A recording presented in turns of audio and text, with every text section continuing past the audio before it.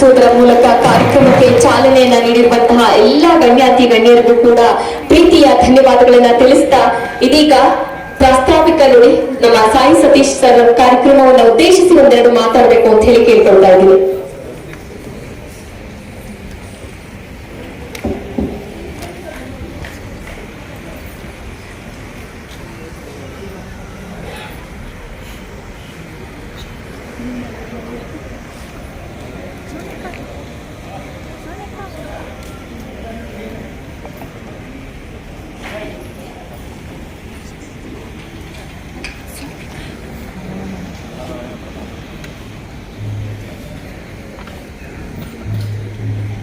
Hello, ಇಲ್ಲೇ ನಿಂತ್ಕೊಳ್ಳ ಮಧ್ಯಕ್ಕೆ ಬರಲ್ಲ, ಸೆಂಟ್ರ್ ಬಂದ್ಬಿಡಲ್ಲ.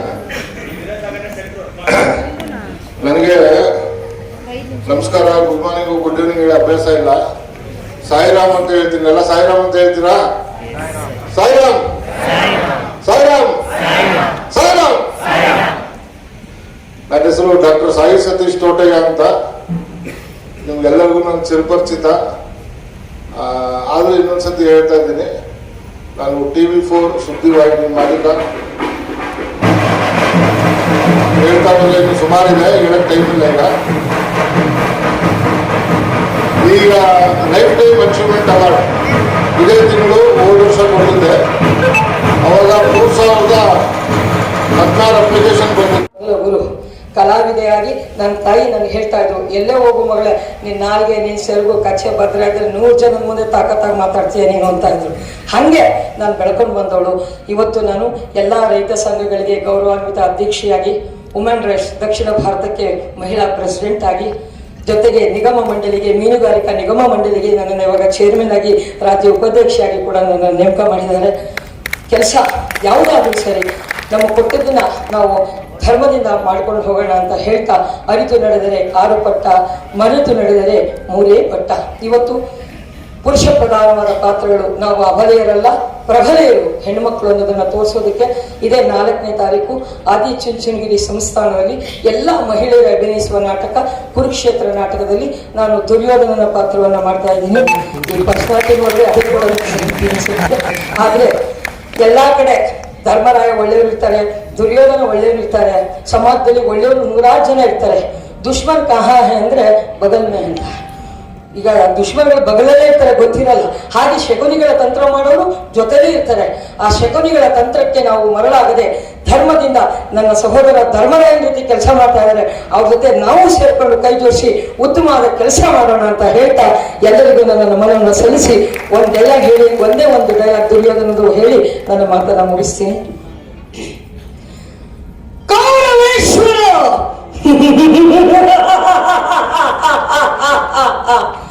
ಕೌರವೇಶ್ವರನೆಂಬ ಪಂಚ ಶಬ್ದಗಳ ಪರಮಾರ್ಥವನ್ನು ಅರಿಯರೆ ಪರಿತಪಿಸುತ್ತಿದೆ ಪಾಂಡವರ ಈ ಜನರ ಸೃಷ್ಟಿ.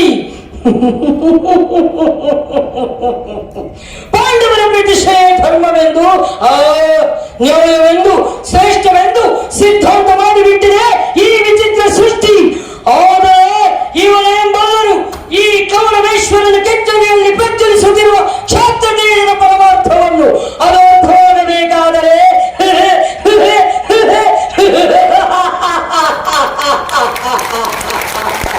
ಅದು ಅರ್ಥವಾಗಬೇಕಾದರೆ ಕಾದು ನೋಡಬೇಕು ಕುರು ಪಾಂಡವರ ಭೀಕರ ಸಂಗ್ರಾಮದಲ್ಲಿ. ಜೈ ಹಿಂದ್, ಜೈ ಕರ್ನಾಟಕ ಮಾತೆ. ಓಂ ಸಾಯಿರಾಮ್. ಎಲ್ಲಾದರೂ ಇರಿ, ಹೇಗಾದರೂ ಇರಿ, ಎಂದೆಂದಿಗೂ ನೀವು ಕನ್ನಡದವರಾಗಿರಿ ಅಂತ ಹೇಳಿ ನನ್ನ ಮಾತನ್ನು ಮುಗಿಸ್ತೇನೆ. ಪಂಕಜ ಮೇಡಮ್, ನಿಜವಾಗ್ಲೂ ನಾನಂತೂ ನಿಮ್ಮ ದೊಡ್ಡ ಅಭಿಮಾನಿ ಆಗ್ಬಿಟ್ಟೆ. ನಿಜವಾಗ್ಲೂ ಕೆಲವೊಂದ್ಸತಿ ಈ ತರ ಪಾತ್ರಗಳು ಬಂದಾಗ ನಾವು ಮಾತಾಡ್ಬೇಕಾದ್ರೆ ತುಂಬಾ ಕಷ್ಟ ಅನ್ಸತ್ತೆ. ಬಟ್ ಅದನ್ನ ನೀವು ಮಾಡಿ ತೋರಿಸಿದ್ರಿ. ದುರ್ಯೋಧನನ ಪಾತ್ರ ಮಾಡೋದು ಅಷ್ಟು ಸುಲಭದ ಕೆಲಸ ಅಲ್ಲ. ಒಂದ್ಸತಿ ಜೋರ ಚಪ್ಪಾಳೆ ಬರ್ಲಿ. ಕಲಾವಿದರಿಗೆ ಯಾವತ್ತೂ ಕಲಾವಿದರು ಸಹಕರಿಸಬೇಕು. ಚಪ್ಪಾಳೆ ಕಲಾವಿದರಿಗೆ ಒಂದು ದೊಡ್ಡ ಪ್ರೋತ್ಸಾಹ. ಒಳ್ಳೇದಾಗ್ಲಿ madam, thank you so much ಅಂತ ಹೇಳ್ತಾ ನಮ್ಮ ಇವತ್ತಿನ ಸಭೆ ಕಾರ್ಯಕ್ರಮವನ್ನ ಮತ್ತೆ ನಾವು ಮುಂದುವರಿಸ್ತೀವಿ. ಅದಕ್ಕೂ ಮುಂಚೆ ಒಂದು ಡಾನ್ಸ್ ಇದೆ. ಇದಾದ ನಂತರ ಅವಾರ್ಡ್ ಪ್ರೋಗ್ರಾಮ್ ಮುಂದುವರಿಯುತ್ತೆ. ಎಲ್ಲಾ ಅವಾರ್ಡ್ಸ್ಗಳು ಕೂಡ ಎಲ್ಲ ಭಾಗದಿಂದ ಬಂದಿರತಕ್ಕಂತಹ ಎಲ್ಲ ಬಂಧುಗಳೇ, ಪತ್ರಿಕಾ ಎಲ್ಲ ಸ್ನೇಹಿತರೆ, ನಾನು ಸಾಯಿ ಸತೀಶ್ರವರು ಬಹಳ ನನಗೆ ಆತ್ಮೀಯ ಗೆಳೆಯರವರು. ನಾವು ನೋಡಿದಾಗ ಇವತ್ತು ಯಾರು ಯಾವುದೇ ಹುದ್ದೆದಲ್ಲಿರಲಿ, ಯಾರು ಯಾವುದೇ ಥರದ ಆರ್ಥಿಕವಾಗಿ ಚೆನ್ನಾಗಿರಲಿ, ಆದರೆ ಅವರ ಮನಸ್ಸು, ಅವರ ಭಾವನೆಗಳು ಸಮಾಜದಲ್ಲಿ ಉತ್ತಮವಾದ ಸೇವೆಯನ್ನು ಸಲ್ಲಿಸಬೇಕು, ನೊಂದವರನ್ನ ಕಣ್ಣೀರು ಒರೆಸಬೇಕು, ಸಮಾಜಮುಖಿ ಕೆಲಸಗಳನ್ನು ಮಾಡಬೇಕು ಅನ್ನೋ ಭಾವನೆಗಳು ಇರ್ತಕ್ಕಂಥವರು ಬಹಳ ವಿರಳ.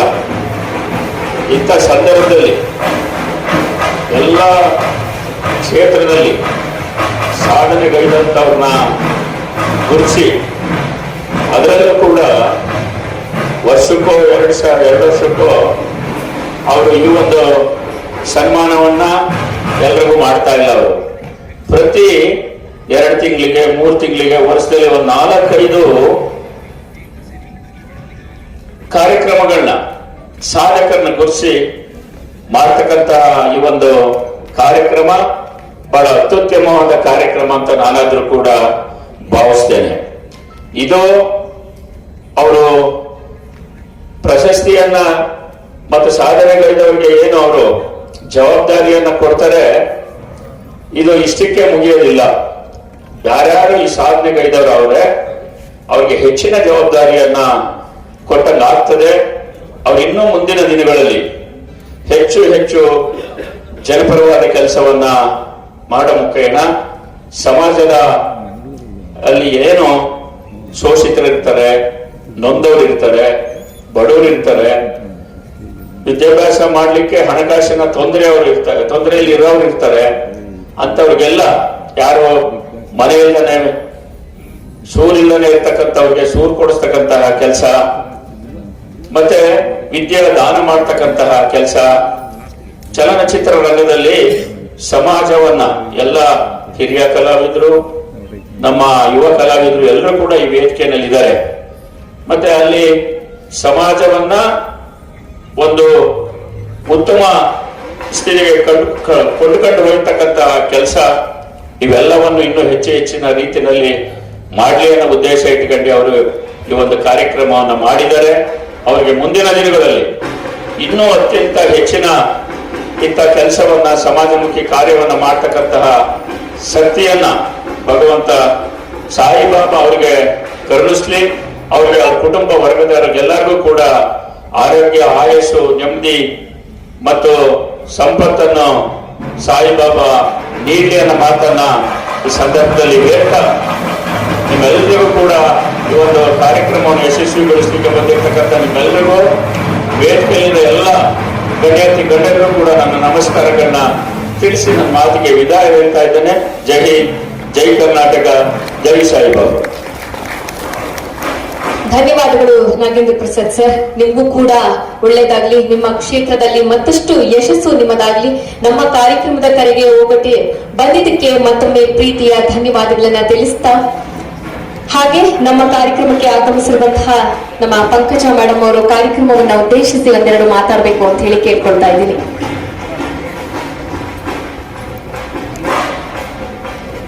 ಹೆಣ್ಣು ಮಕ್ಕಳಿಗೆ 2 ಮಾತಾಡಲ್ಲಪ್ಪ, 4 ಮಾತಾಡ್ಬೇಕು. ಯಾಕೆಂದ್ರೆ ಫಸ್ಟ್ ಪ್ರಿಫರೆನ್ಸು ಹೆಣ್ಮಕ್ಳಿಗೆ ಅಲ್ವಾ.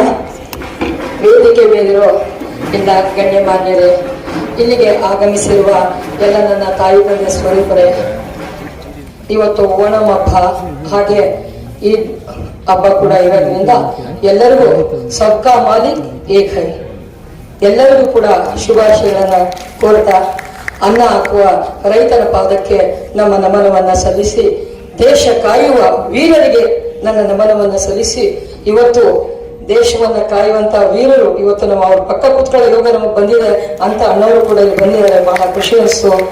ಜೊತೆಗೆ ನಮ್ಮ ಸಾಯಿ ಕುಮಾರಣ್ಣವ್ರ ಬಗ್ಗೆ ಒಂದೆರಡು ಮಾತಾಡಲೇಬೇಕು. ನಾನು ಸುಮಾರು ವರ್ಷದಿಂದ ಅವ್ರ ಜೊತೆ ಒಡನಾಡಿದ್ದೀನಿ. ಯಾವ ಜನ್ಮದಲ್ಲಿ ಯಾವ ತಾಯಿ ಹೊಟ್ಟೆಲ್ ನಾವು ಹುಟ್ಟಿದ್ವೋ, ನಮ್ಮ ತಾಯಿ ಹೊಟ್ಟೆಲ್ ಅವ್ರು ಹುಟ್ಟಿದ್ರೋ ಗೊತ್ತಿಲ್ಲ. ಯಾಕೆ ಅಂದ್ರೆ ಉತ್ತಮರ ಸಂಘ ಲೇಸಯ್ಯ ಅಂತ ಹಿರಿಯರು ಹೇಳ್ತಾರೆ.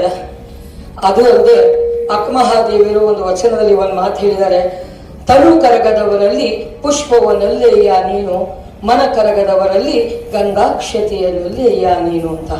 ಇವತ್ತು ಮನಸ್ಸನ್ನ ಪರಿಶುದ್ಧಿಯಾಗಿಟ್ಕೊಂಡು ಕೆಲಸ ಮಾಡೋ ವ್ಯಕ್ತಿತ್ವ ಇರೋರು ಎಲ್ಲೋ ಸಾವಿರಕ್ಕೊಬ್ರು. ಅದು ಇಂಥ ನನ್ನ ಸಹೋದರ ಸಾಯಿ ಕುಮಾರ್ ಅಂತನೊಬ್ರು ಸಾವಿರಕ್ಕೆ. ನೀವು ನೋಡಿ, ಯಾರನ್ನಾರು ನೀವು ಸಂಡೇ ದಿನ ಬರೋ ಎಲ್ಲ ದೇವಸ್ಥಾನಕ್ಕೆ ಬರೋಣ ಬನ್ರಿ ಅಂತ ಯಾರನ್ನಾರ ನೀವು ಕರೀರಿ, ಯಾರು ಬರಲ್ಲ. ಅದೇ ಬಾರ್ಗೆ ಹೋಗೋಣವಾ ಅಂದ್ರೆ ಬಂದ್ಬಿಡ್ತಾರಲ್ಲ. ಅಂಥ ಸಮಾಜ ಆಗ್ತಾ ಇದೆ ಈಗ. ಸಮಾಜ ಎಲ್ಲೋಗ್ತಾ ಇದೆ ಅಂದ್ರೆ ಉತ್ತಮ ಕೆಲಸ ಮಾಡೋರ ಜೊತೆ ಬರೋಕೆ ಒಂದು ಮದುವೆ ಮಾಡೋದು, ಒಂದು ಮನೆ ಕಟ್ಟೋದು, ಒಂದು ಕಾರ್ಯಕ್ರಮ ಮಾಡೋದು, ಅದನ್ನ ಆಯೋಜಿಸಿದವ್ರಿಗೆ ಗೊತ್ತಾಗುತ್ತೆ ಅದ್ರ ನೋವು ಕಷ್ಟ ಸುಖ ಏನು ಅಂತ.